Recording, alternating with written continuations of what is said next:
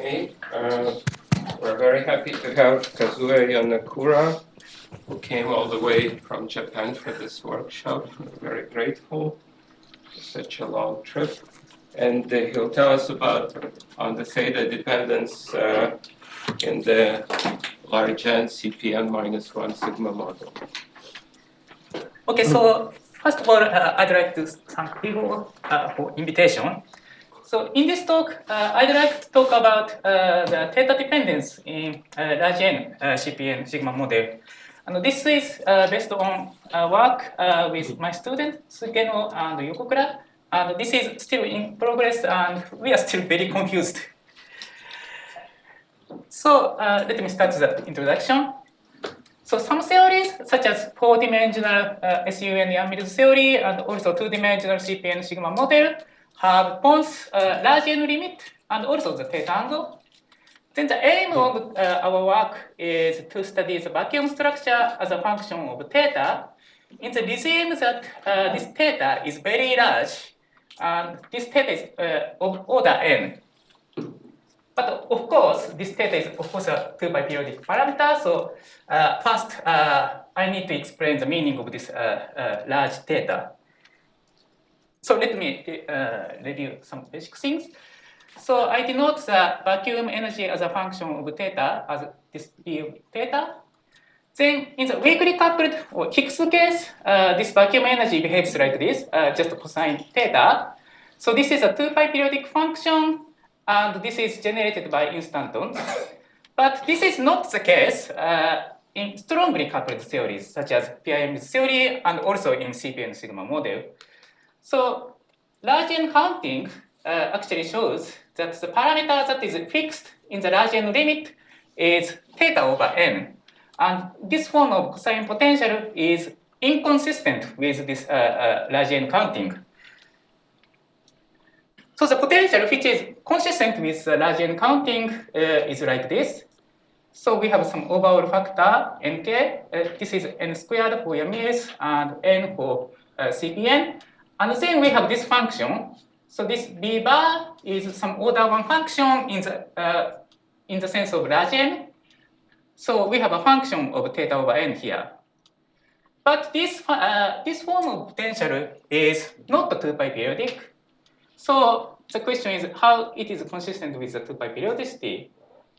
The interpretation was given, I think, first by Witten. So the interpretation is as follows. So there are actually multiple metastable vacua which are labeled by an integer n. And in the vacuum specified by this integer n, the vacuum energy behaves like this. So we have this same function here, but theta is shifted by 2-pi n. So the situation is something like this. So this horizontal axis is a theta angle, and this vertical axis is a vacuum energy. So for each integer n, this is n equal minus 1, this is n equal 0, and this is n equal 1. So for each n, integer n, we have different vacua. So in this way, the whole theory has the 2-pi periodicity, but each branch labeled by this integer, some given integer n, is not 2-pi periodic. And we can have transitions between different vacua by vacuum decays. So this is the situation in large N field theories. And then I will focus on one branch, let's say n equals 0, and I just denoted the vacuum energy in this branch as B. Then if theta is order n, of course theta over n is order 1. So we need to know this order 1 function b bar. So and this function b bar is model dependent. So we wanted to know some examples of this model dependent functions. So of course this is different in Yang-Mills theory and CPN, but anyway, we wanted to know some examples. And let me briefly mention some motivations for studying this model dependent function. So one original motivation comes from cosmology, and in particular to the application to inflation. So if we replace this theta angle by inflaton, then this vacuum energy can be used as an infraton potential. But unfortunately, this cosine type potential, this is called natural inflation, but unfortunately, this is already excluded by experiment. But the hope is that some strong dynamics might produce some appropriate potential for infraton. And another motivation comes from two-Hooft anomaly. So I don't explain this in this talk, but it is known that there is a two-Hooft anomaly involving the 2 pi shift of theta angle. And this two-Hooft anomaly really explains vacuum structure feature I mentioned before. And actually, if we shift the theta angle by 2 pi n, then there is no anomaly. So the two-Hooft anomaly is consistent with 2 pi n periodicity. And in some calculable models, such as supersymmetric Young's theory, this 2 pi n periodicity really exists. But we wanted to know more general case. And this is also related to this first motivation. So we wanted to know whether the potential is always some periodic potential or not. And another motivation, another possible motivation comes from an interest in large energy states. So if a large N theory had a holographic dual, then a large energy state, in the sense that it has a significant back reaction to gravity, might have some insight into classical or possibly quantum gravity. The most famous example is, of course, the correspondence between thermal states and black holes. So I don't know any holographic dual for CPN model, but even without holographic dual, it might be interesting to have examples of this kind of large energy states. But unfortunately, I will not give any definite results to any of these motivations from our study on CPN, but I'm hoping that we might get some insight into these motivations. And actually, we encountered a puzzle, and in this talk, I want to explain this puzzle which appears in this study of CPN sigma model. Okay, then I want to explain the method for computation. So we just use the standard method for solving the large N CPN sigma model. So we consider these scalar fields. They are projective coordinates of CPN. And then we introduce auxiliary fields. This D is the auxiliary field, which imposes this constraint on the absolute value. And this mu is the auxiliary gauge field, which realizes the gauge symmetry. And the action is just this standard action, and this F01 is the field strength of the gauge field. So this is very standard. And we are interested in metastable vacua, and metastable vacua are Lorentz invariant. And the special property in 2 dimensions is that the electric field is a Lorentz scalar. So I denote this electric field F01 as E, just for convenience. Then I use the ansatz that the auxiliary field D and also this electric field E are non-zero constants in space-time, and the effective action is a function of these variables. So from this UV action, we perform Euclidean path integral over these scalar fields, and then we get this effective action of D and E. However, on Euclidean space, the instanton number of the U1 gauge field is given by the integral of this electric field, and this is quantized. But actually, by using Poisson summation formula, we can go to a kind of electric magnetic dual description. So in that electromagnetic dual description, we can forget about the quantization of this electric field and treat it as a real variable. Or actually, I will treat it as a complex variable in path integral. And then this quantization is equivalent to the following. So we shift this theta angle by this 2 pi n, and then we take a sum over n. Then if we take a sum over n, then this implements this quantization condition. So instead of using this quantization condition, we just take the sum over this integer n. And this n is exactly the level of vacua which is expected from the general large n analysis, which I reviewed before. So I will mainly focus on this branch n, but I will also consider other variable n later. So we compute the effective action under the constant electric field, and in the presence of the constant electric field, we can just use random levels, and so we can use random levels to compute this effective action, and the result is given by this action. It is possible to obtain more explicit formula in terms of some gamma functions, but I'm not presenting that explicit formula before here. So I will assume that the saddle point of this effective action gives the desired metastable vacua. So this is a basic assumption. So according to our assumption, the evaluation of this effective Lagrangian on saddle point gives the vacuum energy and also the decay rate.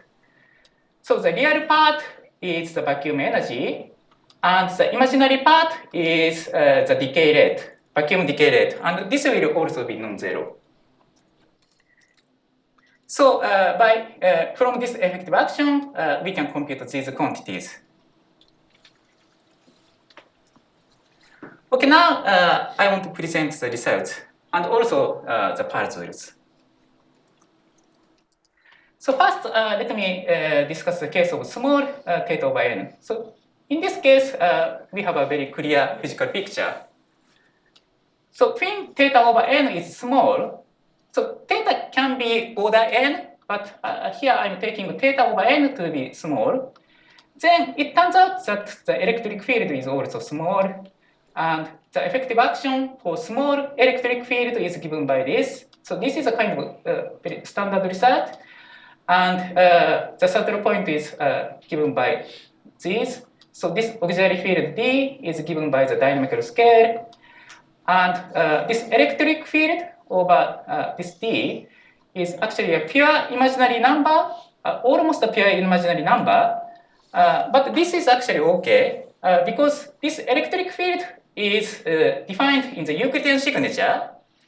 So we rotate to go to the Lorentzian signature. And then in the Lorentzian signature, this electric field becomes almost real. So this is very physical. And we can also compute the vacuum energy. And here I set the vacuum energy at theta equals 0 to be 0. So this is standard. And also we can compute the decay rate.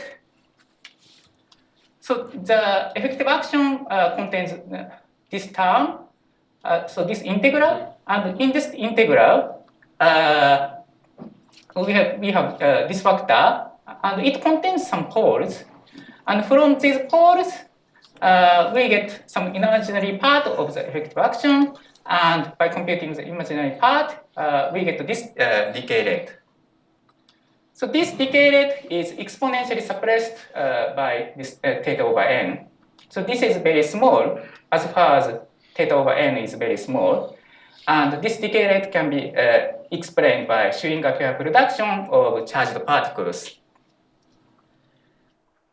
So we have very clear physical picture. So the behavior in the small theta over n region makes perfect sense. But now I want to go to the large theta over n region. The large theta over n region will have a very puzzling behavior, and we still don't have an interpretation for the behavior. And the puzzle will be as follows. There are some saddles at which this exponential action is very large, and it is larger than the true vacuum. So let me explain this point. So this is the numerical result. So this horizontal axis is theta over n, and this blue line is the potential or the real part of the effective action, and this orange line is the decay rate, or it is the imaginary part of the effective action. And from this figure, it's a bit difficult to see, but the vacuum ceases to be metastable around theta over n of order 0.1. And around this value, the vacuum decay rate becomes comparable to the vacuum energy. So this itself is okay, but the confusing point, very confusing point is that the real part of this effective action becomes negative in some range of theta over n, so around here. So this blue curve is the real part of the effective action, and this becomes negative in this region.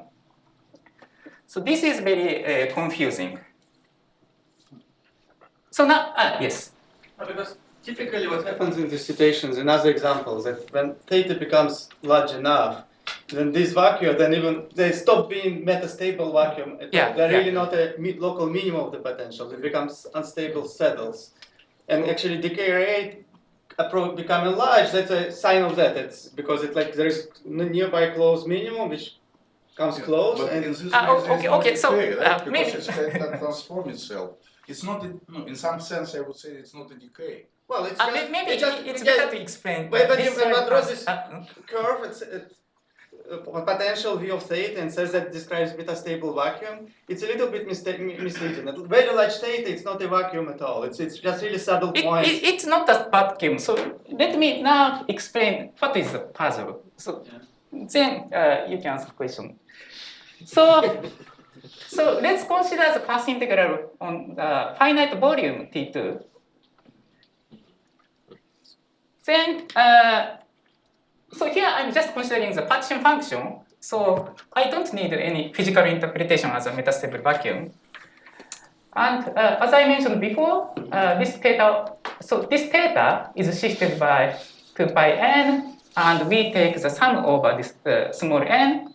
So it means that we effectively sum over many values of theta over n. And then saddles with negative vacuum energy, well, I cannot call it vacuum energy, but it's just a real part of the effective action, have a larger exponential action than the true vacuum if they contribute to the path integral. So this is it looks very unphysical, but if they don't contribute, then I don't know what is the contribution from such n. So all values of this integer n appear in Poisson summation formula. So there must be some contributions. And we are still studying this point, but so actually there exist other saddles for a given n. But as far as we studied, these other saddles also seem to have large exponential action than the true vacuum. So it seems that they also do not solve the problem. So it seems that there are no, all saddles have very unphysical behavior, and I don't know how to compute the contribution from such integer n. So this is the puzzle. Yes? Let me second Sergey. if you look to Witten's paper carefully, it says there are not exactly n metastable vacua. There are order n metastable vacua. Because some of those things that you think metastable vacua, for some range of the theta angle, they cease to be the vacuum. But if you dive theta angle further, they again become metastable. In semi-classical studies on R3 cross S1, you see this as clear as day. There are usually of order, there is always less than n metastable vacuum. That is fine. That is fine. This is very intimately tied up. Yeah, so I'm not trying to interpret it as a metastable vacuum. I'm just computing the partition function, and then I'm using the usual saddle point method.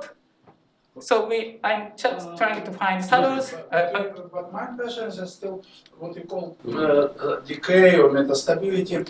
It's actually a signal that configuration you took should be changed. That I would prefer not to call it decay. It is a signal that essentially you should change your configuration of field configuration. I think it doesn't contradict what you are saying. It's just terminology how to call it, but when its configuration is changed, then it means that the method you're calculating should be changed as well. Very good. Look, there is this contribution, no worries. The issue is what is the Stokes multiplier of this contribution? When you are doing this, you are doing an integration over all possible, you think you are doing sum over all possible saddles in this integral, but you have to know what the Stokes multiplier is. In this case, the Stokes multiplier of this one is 0. If all saddles have very large exponential action, then there's no way to... There is no theta at which that will be true for all saddles in the game. So we still need to study it, but suppose that all saddles have large exponential action, then I really don't know what to do. No, in some sense there is no large theta. There is no theta There all is over. no such theta.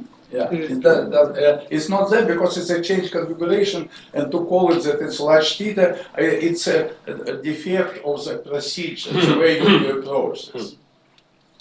It's a hide and seek game. Some vacua becomes not true vacuum, but in the process, it is a process. It's a cycle.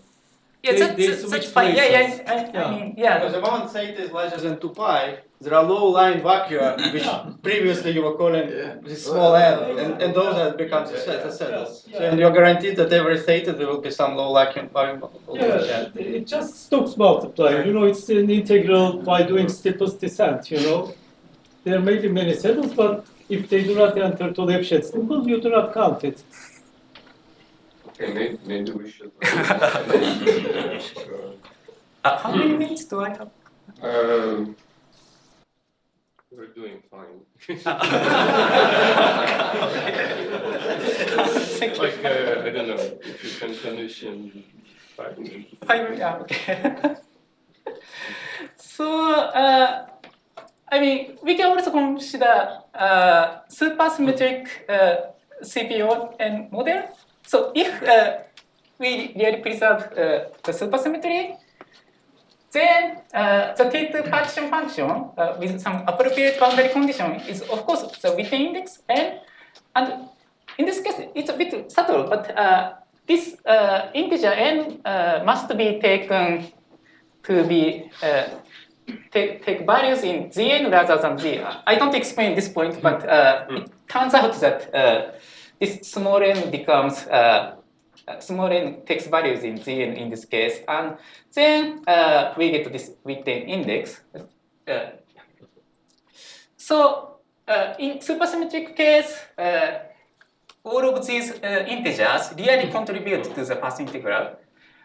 And now we can add a Suji breaking term and continuously change it from 0 to infinity, and then we can try to see what happens. So we introduce a Suji breaking parameter, And for small theta over n, the behavior is like this. So here in this figure, I have taken this theta over n to be pi over 12, just for as an example. And this horizontal axis is a Suji breaking parameter, and this vertical axis is vacuum energy, or the real part of the effective action. And this dashed line is non-supersymmetric theory. So pin m is 0, there is exact Suji, and the potential is 0, and it contributes to the Witten index. And if we take the limit of m going to infinity, then it approaches to the non-supersymmetric bosonic CPN sigma model. So this is really expected reasonable result. But if theta is somewhat large, and in this figure I have taken theta over n to be pi over 4, then the behavior is like this. So in the large m limit, this does not approach to this non-supersymmetric theory, and it again becomes very negative. So if these saddles are included, then it gives a huge contribution to the action. So this is again very confusing, and I don't know how to interpret this behavior.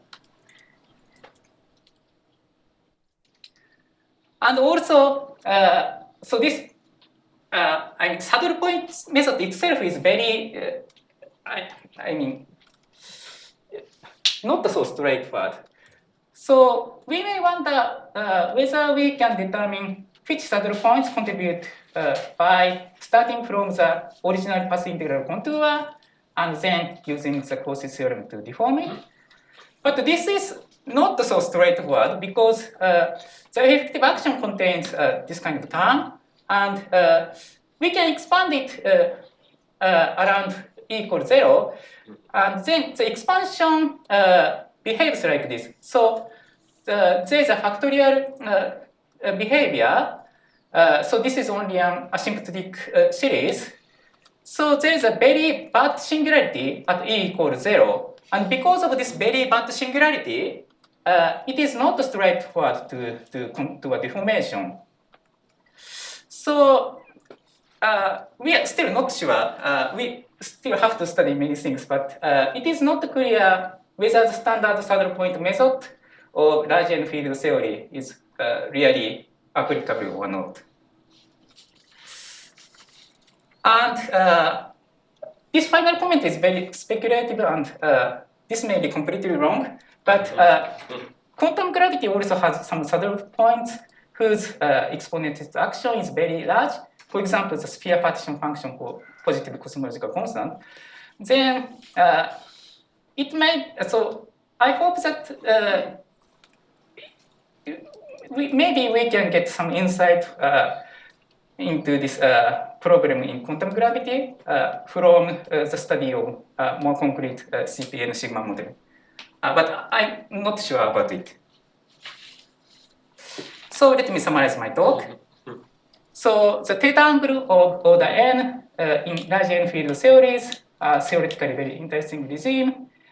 And in the CPN sigma model, explicit computations are possible by using standard methods. But we just need to take into account non-zero constant electric field. Then we encounter the puzzle. Some saddle points have larger contribution than the true vacuum. Then the validity of the usual saddle point method is not yet clear, at least to us. So that's all. Thank you very much. Thank you very much for a very interesting talk. Just as a historical comment, this negative S for Euclidean de Sitter was for a while argued to solve the cosmology, to make the cosmological constant exactly 0, for example, right? Because you get this e to the plus 1 over GL. And people used to say that that chooses peaking at lambda equals 0, but then that didn't pan out. And I think one reason it didn't pan out is that there were negative modes, I think, like proper counting of of the prefactor, just somehow. That was this Coleman-Hawking solution of cosmological from the 80s. So I just wonder if somehow summing over multiple saddles and including prefactor properly will regulate the story.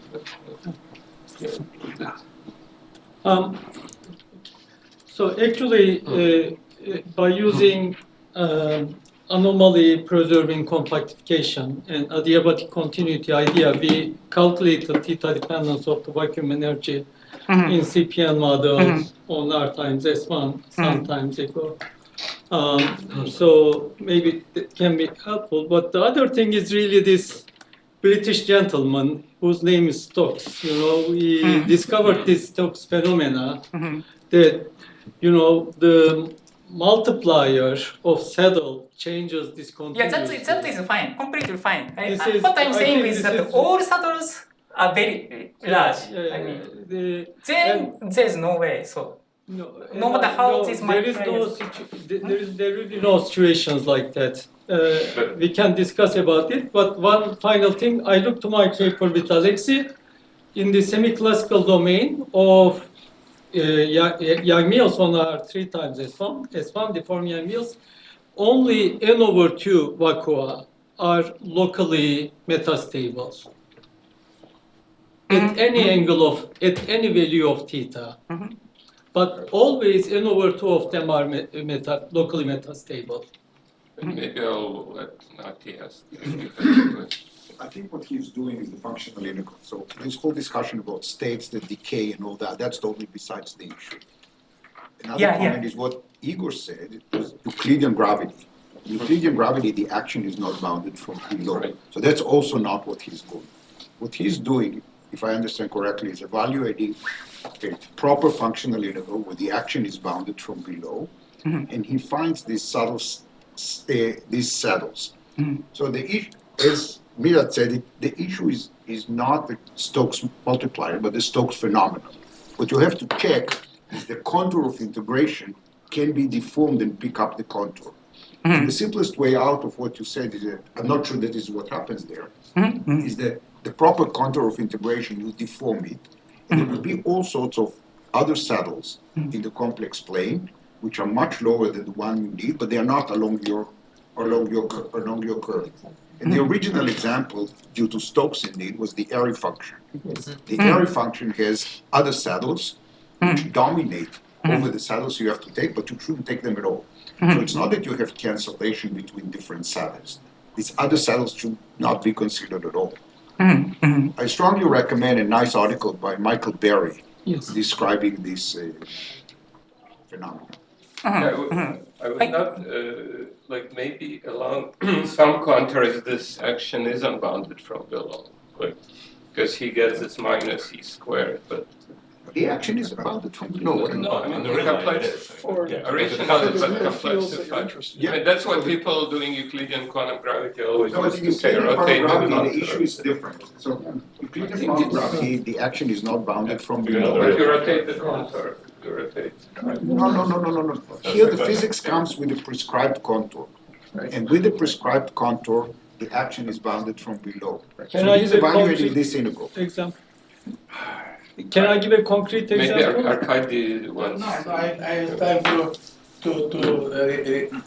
remind about very simple example, much simpler than integrate. Say, take particle on a circle, and there is a magnetic flux inside, right? So we know the answer there. I mean, so the energy is n minus theta square, okay, with some coefficient. Okay, and now you can discuss, let's increase theta. What you are doing, it's a level crossing, right? You are reaching next stop. You have the same spectrum, but you started to recount n from n minus 1, right? Because it's a, and nothing, so in this way, 2 pi periodicity is explicit, but counting of levels is changing, right? I mean, each time you are reaching this, and it shows that large theta in this case by itself makes no sense. It just reflects the structure of the levels. Can I give a concrete example? I think maybe we should. It is very simple, though. Yeah, it's probably Coffee time break. to go into coffee break, but very stimulating talk. Thank you.